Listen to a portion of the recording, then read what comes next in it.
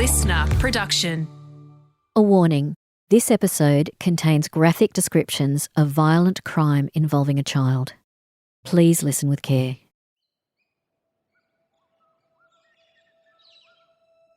In a quiet English town, 13-year-old Billie Jo Jenkins was brutally murdered on the porch of her foster home. Her foster father, Sion Jenkins, was convicted of the crime, but after 2 retrials, he was acquitted in 2006, leaving one of the UK's most notorious murders unsolved. Despite his acquittal, the jury never delivered a not guilty verdict, making this case even more perplexing. Professor Adrian Linacre is a forensic blood spatter expert who's worked on hundreds of cases across the world, including the Billie Jo Jenkins murder investigation. In this episode, uncover the twists and turns in this highly controversial case, go inside the courtroom drama, and unravel the delicate balance between forensic science and justice. My name's Catherine Fox. I'm a former GP, crime author, and screenwriter. I'm enthralled by forensics and have spent thousands of hours researching for books and screenplays. So I thought, why not turn my research into a podcast? Every week, you'll be joining me in discovering how forensic science is helping solve high-profile crimes in Australia and around the world.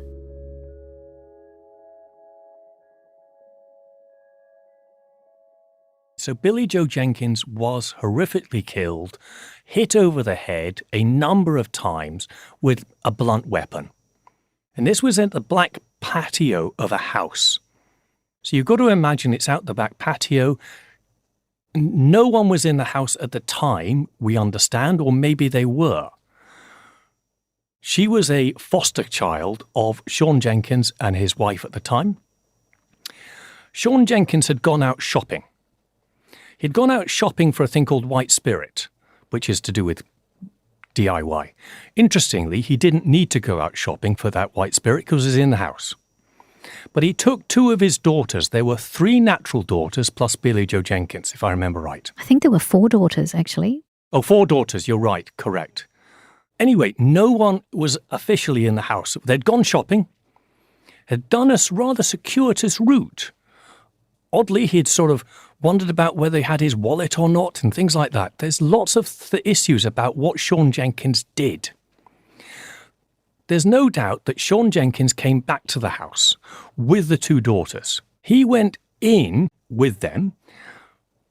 Apparently then, according to Sion Jenkins, he could see through to the back patio and he could see the body of Billie Jo. Now, his story was, well, what would you expect me to do? I immediately ran up to Billie Jo. I immediately cradled her. I immediately was holding her in my hands as she died. That was his story. According to the other daughters, I think they'd just gone upstairs. They hadn't heard anything until there was a big shout outside. They'd come by, and there they were. Looking at Sion Jenkins' clothing, later on, there was this science part.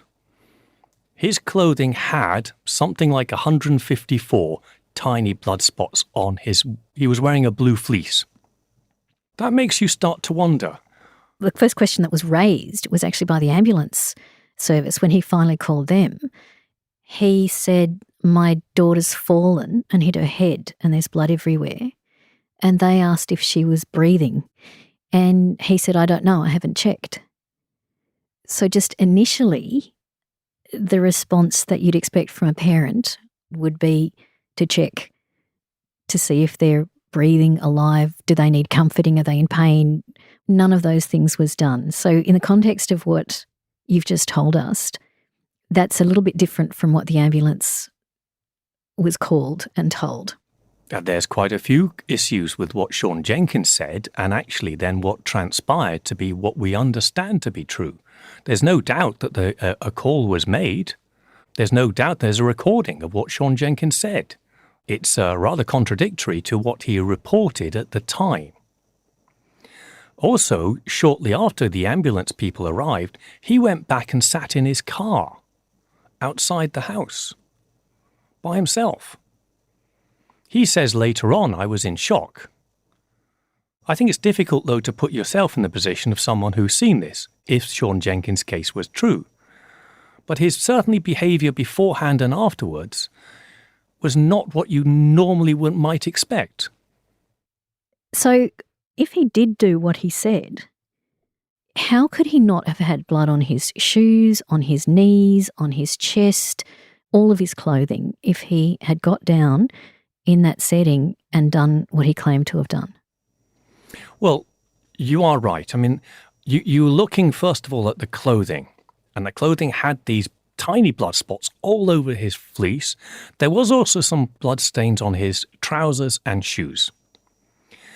When you look at that size of blood spot, and it was done by a good friend of mine, a guy called Adrian Linacre at the Forensic Science Service, his thoughts were immediately tiny blood spots, high force, close proximity.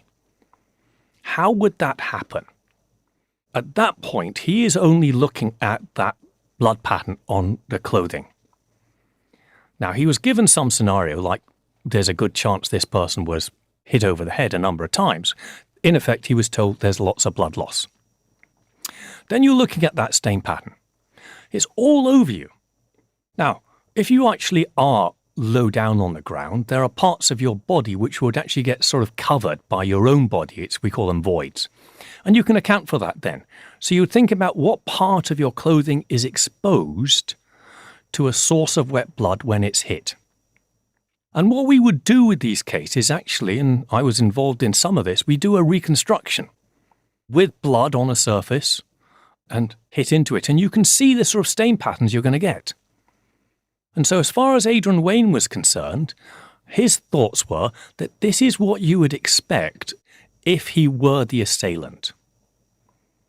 It's fascinating words to put into a statement. I personally wouldn't say that because that's almost implying guilt. As a forensic scientist, that's not what we should really do. That's for the court. Just to put it in further context, though, the weapon was found. It was a tent peg. At the scene, 18 inches long. It looked a little bit like a crowbar, a tent peg. It was, yes. It's hooked at one end. Yes, indeed. Do you think that affected the analysis as well? I think at the time it was quite clear that was the weapon. Therefore, you're matching that type of weapon into a source of wet blood. And you're thinking that's a sort of force you would need hitting into wet blood frequently to create those 154 tiny spots. So all of that starts to make you think that this is what you'd expect if the wearer of that clothing was in close proximity to a source of wet blood when it sustained a forceful impact. Now that, by the way, is the sort of thing I normally write in my statements. Because you don't know who was wearing the clothing and you don't know what the source of wet blood is. Our statements would say something exactly like that, is that the wearer of that clothing was in close proximity to a source of wet blood when it sustained a forceful impact. That's what the science would say. And thinking about it, it was a frenzied attack. Now, previous to this, there's no doubt that Sion Jenkins did not have any previous frenzied attacks. Something like this would be someone you'd expect who might have cause to do this. It seemed like there was some indication of some domestic violence, but you can try and put that in more context in a second. This is a frenzied attack. Would Sion Jenkins, who was a school teacher, do immediately a frenzied attack just coming home from shopping? That's a social science. I'm not aware of how to be able to answer that, but it just seemed slightly odd as well. Conversely, there were people described him, where Billie Jo was concerned, as having vein-popping anger. And he was reportedly physically abusive towards his wife and all the girls. I think a couple of the girls said no. A couple of the girls said actually he was fine. He was also a well-respected school teacher. Now, some people can have a persona one way and a persona the other way. I'm really interested in the science. And now you obviously have to have these prior information in front of you sometimes. It's a limit to how much you want, because I say contextual bias, you do not want to be biased too much. If you're told so much of what you're saying, then your mind will go down one way. Firstly, by the way, Sion Jenkins was not immediately a suspect in this case. He only became later on a suspect within a short while when his clothing was examined. And then suddenly you're thinking, well, hold on, this is an interesting one as far as the science is concerned. And then he became a person of interest, and so much of what you're talking about came out. Well, he did a public appeal with his wife. He also wrote about the events of that day in the third person. So he was saying, SJ arrived here, SJ did this, which is almost dissociative. It's sort of removing yourself. Just to put it in context as well, there were complaints about prowlers in the area. And yeah, there was. That was the question. Yes, indeed. There were reports about, they call them a vagrant. Someone of no fixed abode was appearing in the gardens. So as far as Billie Jo Jenkins is concerned, oddly, there was a little bit of a bin bag, a black bin bag, stuck up one nostril. How did that happen? Now, I don't think anyone's got an answer for that. When her body was examined by the medical examiners, tiny bit of a black plastic bin liner stuck up one nose. How did that happen? I don't think anyone's got an explanation for it. But that led to another suspect being arrested, and he was seen in the area that day, and there were reports of him being in a local park, not far away, but not close to their house either. And he was arrested and was deemed unfit for interview. But when they searched him, he had tiny little bits of blue plastic in his clothing, in his socks. He had this thing about plastic. So the police obviously thought, we've got a weirdo here. He was then cleared because eyewitnesses put him in the park around the same time of the killing. And there's no way he could have gone there and back in that period of time because so many people saw him in the park. So the plastic played a role in police investigations as well. I can understand why the police would think about that sort of issue, about why would that happen? Is there anyone else around who could possibly do this? Then inevitably you start be looking maybe at their clothing, if they had enough time to do so. I can't remember exactly what happened here. But clearly, if you were involved with this case, you would have blood on you. It's very difficult to be such a frenzied attack and not get blood on you somehow. Now, normally when you impact into wet blood, unfortunately I've done this with certain things I do in my lab, not people, by the way, but when you do impact to wet blood, most of it travels away from you, but some of it will inevitably get close to you. And hitting into wet blood, it creates those tiny blood spots. So inevitably, when you're looking at this and it goes to trial, which is what happened in this case, and Sion Jenkins was put on trial, then you, as a prosecution case, you lead that evidence.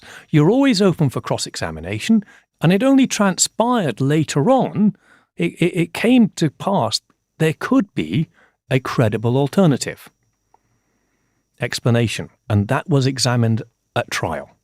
So the first trial, he was found guilty, led an appeal, and during the appeal, the second explanation was trialed, as tested. Could you account for that same stain pattern if blood had come out the nose at the moment of sneezing, almost like dying? At that point, could then, as breathing out quickly, have actually created that same stain pattern? Now, I can tell you it's called expiratory blood normally because it's mixed with nasal mucus. It's got a slightly different colour normally and viscosity to it. So it will, though, appear as being small spots and travel short distances. So all things being equal, it should create the same sort of patterns, give or take, as you're seeing on his clothing. Now, that was put forward at the second trial as being a possible explanation for this case. Were all the droplets of uniform size, or were they in varying sizes? Well, they were in varying sizes, but when you're talking about tiny spots landing on a fleece with little bits of fabric, so a little one spot might hit one part of the fabric, another tiny spots might have a different type of fabric. Quite honestly, that's a difficult one when you're looking at it, right? You can't be too definitive on that. It's just small spots for us. Again, any force, either breathing out or hitting into a source of wet blood, will produce a variety of tiny spots of different sizes, inevitably. But they will all be of one size or smaller. But both methodologies, sneezing or hitting, creates the same sort of size of blood spots. The thing is, though, normally expiratory, you can imagine your nose, your nostrils. It should produce almost like a fan shape. And the closer the surface it's going to hit, the tighter the fan. Because your nostrils, not quite round. If you sneeze into a tissue, it's contained. If you sneeze into the outside world and people look at droplets, they go everywhere, in a restaurant or anywhere. That's how COVID was so easily spread. There you go. So it's almost like sneezing. Just imagine that with some red dye in there. And that's that sort of effect you'd get. And so when you're looking at the clothing, could the stain patterns you're seeing be created by expiratory blood? Is that an opportunity to do so? And that was put forward at the second trial. Could you detect nasal mucus or skin cells if you've been sneezing, or if you've been hit from the outside and skin's damaged as well? Are they other things that may affect your analysis? Well, it doesn't affect the analysis of the blood pattern.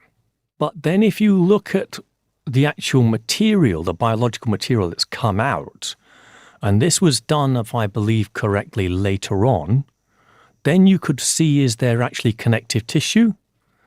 Are they the sorts of skin patterns, skin cells that you'd expect? Or is it purely blood? Now, as a blood pattern expert, I wasn't part of that. I'm just looking at the space patterns of blood.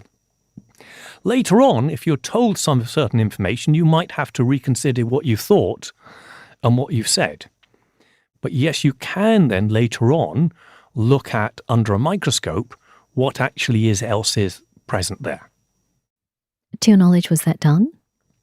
I believe it was done, only though there was a trial, then there was an appeal case leading, and then there was a third trial. My knowledge is that at the second trial, the jury were put forward, heard two scenarios. Impact into wet blood, i.e. Sion Jenkins was wearing that clothing at the time of blood loss, or expiratory blood, spray patterns onto the fleece. Now the jury heard both scenarios. After the judge was asked them to retire and consider a verdict, they produced a note to the judge saying, hold on, we have two sets of experts. They can't agree. If they can't agree, how on earth can we agree? It's a reasonable conclusion for a jury. If the experts can't come to any agreement, how on earth are they supposed to make that decision? Well, that's what I'm saying, is in the end, blood pattern became almost on trial itself. Hold on, you can account for the same pattern of blood by two completely different ways? That seems odd to us. And essentially that's what the jury came up with. The judge at that point said, that's it, we will have a second, which then became the third trial. The third trial, the two scenarios were put forward. Different jury, different 12 people, but inevitably they might have heard about what happened in the first time and came to the same scenario. And at that point, that's the third judge decided, well, that's it. Fine. No case to answer. The case is now dropped. Sion Jenkins walked free. So he was tried 3 times for the same crime. Which normally under double jeopardy is not something that should happen. Normally, if a jury cannot come to a verdict, that should normally just be not guilty. And it was interesting that the judge decided we'll have, in effect, a third trial. So as it stands, that case is now still open? Yes. So whether it's an active investigation is another matter. Yes, and the question is, now that somebody has been found, in effect, not guilty and walked free, you cannot then put forward another trial. Double jeopardy got slightly overturned a while back in the UK if there's compelling new information. But it has to be compelling, and that's really came about by the advent of DNA, which suddenly really increased the power of significance of a case which you might not have had before. I don't think in this case of blood pattern that's ever going to happen.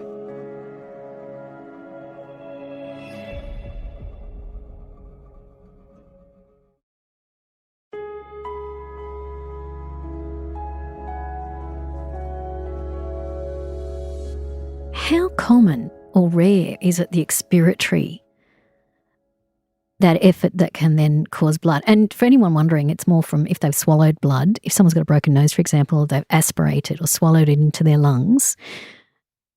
And one of the experts, a respiratory physician, argued that Billie Jo would have to have inhaled about 2.2 litres of air to actually then expel with that degree of force to produce that blood pattern. Do you agree with that? I've heard that, and I've also talked to quite a few other pathologists who would give forward a different explanation, say that it is possible. I've seen it before. And so the question is, which pathologist are you going to ask? Because I think different pathologists have different experiences. Now, this was one that was put forward. Look, I'm not a medical doctor, so it's difficult for me to comment, only that I've heard varying scenarios from different pathologists. It almost divided the world of pathology as well as blood pattern people. One of the things that I had to actually look up was interstitial respiratory emphysema. But that is so rare in adults from everything I've read, and yet that was used as an example of a possibility in this case. Anything is possible. This is the problem for us. If it's such a rare event, is it possible? Well, it is possible to happen. Is it really likely? That's another issue for us, right? But unfortunately, what happens at trial, I don't know about this particular scenario that you're saying. What happens at trial quite often is it put to you under cross-examination, is this scenario possible? It's very difficult to say, no, it's not possible. A while ago in a particular case here in Australia, I was asked under cross-examination, given this particular scenario and put forward quite a strange explanation for the blood pattern, is it possible? And I had to say, it is possible. I also then said, the world could end tomorrow. It's possible, but very, very unlikely. But then how does that saying, is it possible, yes, raise reasonable doubt? How does that equate to reasonable doubt? As an expert witness, you always have to try and explain that to the court. That anything is possible, but what is credible? I always use the word credible. What is credible? What actually do I believe based upon my experience to be a proposition which I'm prepared to entertain? Okay, I'll think about that. Given the science I'm looking at, can that support now this new story? So that's what I'd have to think about in court. Now, I would say, coming back to what you're saying, in a courtroom, if someone gives you a new scenario, you have to think on your feet and come up with an explanation. This is not how science works. For something in science, if someone gives me a new scenario, I'd rather have a chat to my fellows. I'd rather talk about it, rather think about it, and then come up with an explanation later. Not in a courtroom having to say yes or no to something or agree to something right there and then. That's not how science works. Unfortunately, here's an example, what we're talking about, of scientific information, say in the case of Billie Jo. Did it come out the nose or was it impact? If we had the two sets of experts sitting together in the room, not with a judge, we might have come up with a minute of agreement. Now, unfortunately, that's not how the adversarial legal system works. The adversarial system has many advantages over what's called the inquisitorial.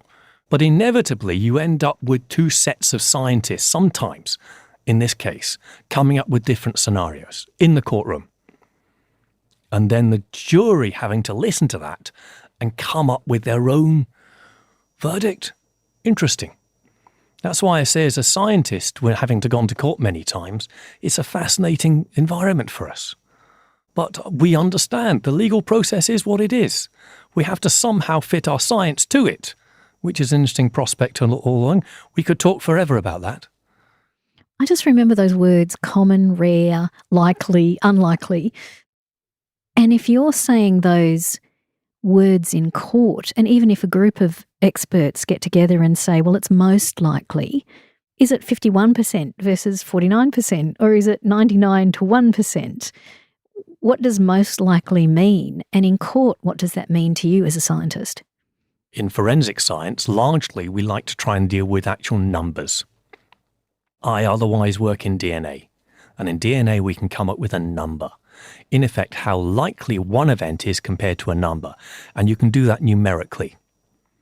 Blood pattern, we can't do that. It's based upon fluid dynamics, it's based upon maths, yes. But ultimately, there's that subjective element to it. How likely do I think something is going to happen? Now, another person might think, well, it's likely. Yeah, okay. But as you say, putting it into actually some context, how likely is something? As you say, is it 51-49?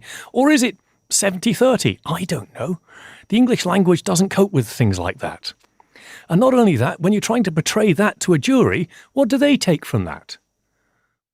How would you improve the system?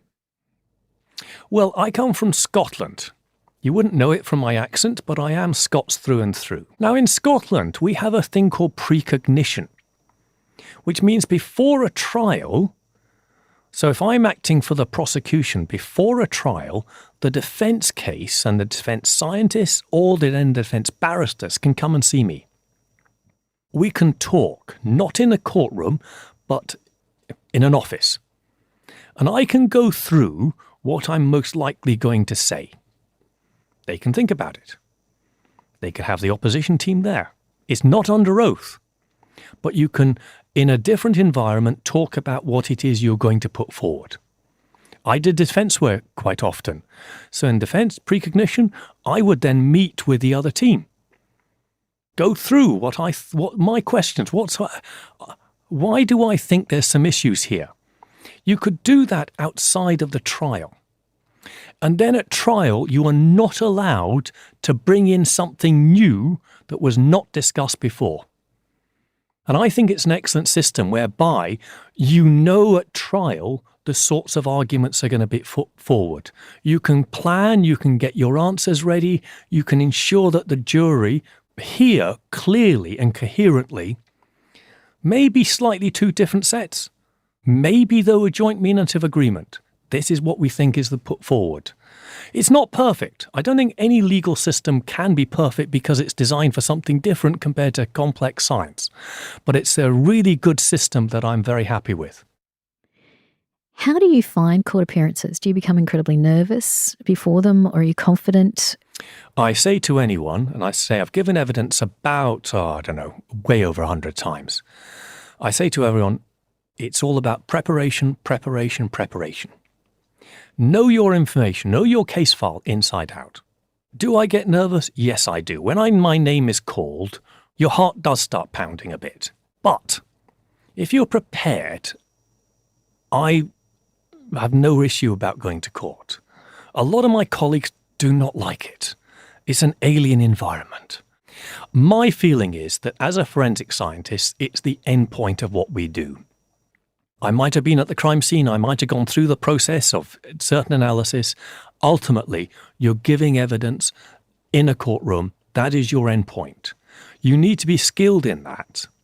It is not everyone's cup of tea, but I actually am very happy. I've given evidence a couple of times in the House of Lords, Royal Courts of Justiciary, under certain cases.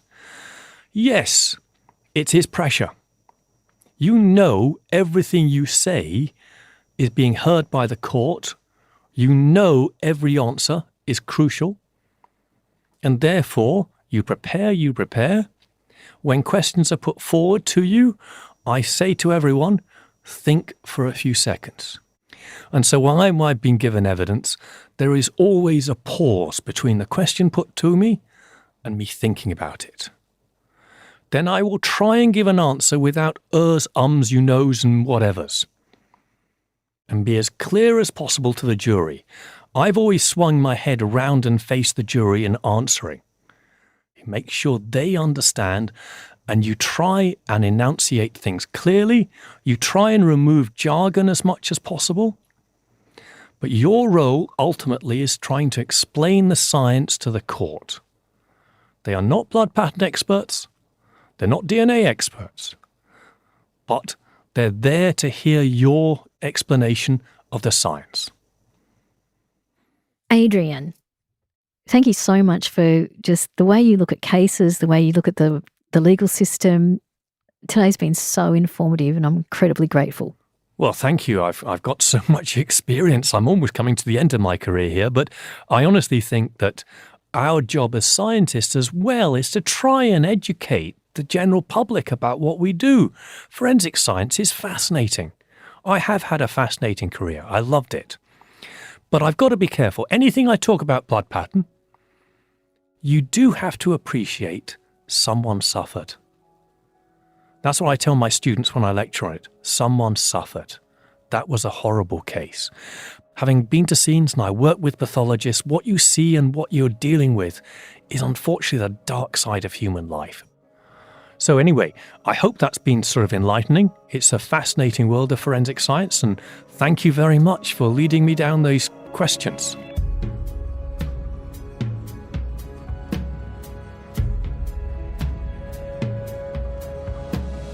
Crime Insiders Forensics is a LiSTNR original production. It's hosted by me, Catherine Fox. Production team includes Holly Mitchell, Link Kelly and Jade Murray. Executive producer is Dan Mullins.